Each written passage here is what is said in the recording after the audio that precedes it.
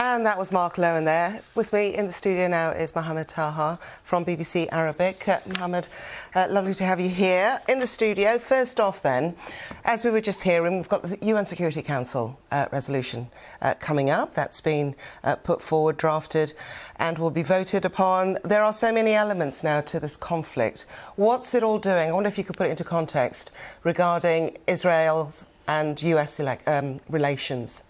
Indeed. Good morning, Lukwesa. This conflict between the US and Israel at the moment is manifested in three fronts.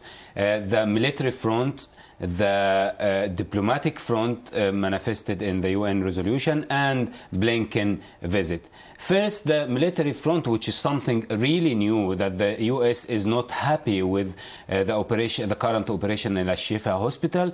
They say if Israel went to the hospital in November and cleared it from Hamas fighters, how on earth the hospital returned back to be a base for Hamas? Israel says they killed 140 militants and they arrested a similar number. If this is the case, means more than 300 Hamas fighters in the hospital. How they managed to come back to the hospital?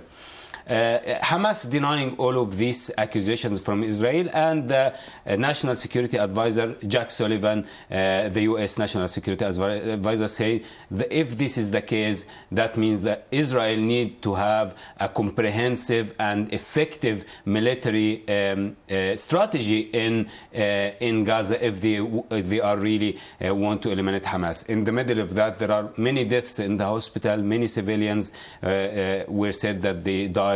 More than 200 people died in Gaza across the last 24 hours. So this is Secretary Blinken's sixth visit, diplomatic tour of the region.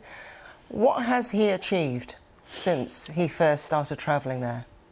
We cannot see much that he achieved actually amongst that conflict between Israel and the US. He's trying to push for the two-state solution that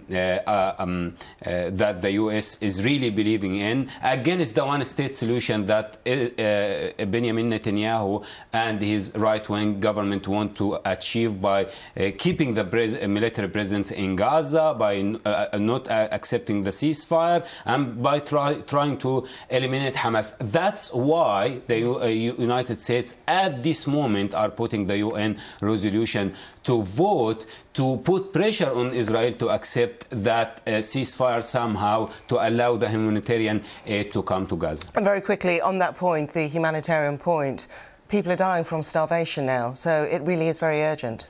It is very urgent, especially in the north. People, the UN agencies saying that people finished eating birds' food, animals' food, leaves of trees. There is no food. Even that sea line that we were hearing about it last week, just one ship arrived and nothing arrived more. So, and Israel does not allow much aid coming from the land. So most of the options are really limited for the Palestinians who are, celebrating and observing the month of Ramadan. Absolutely. Yes. Okay.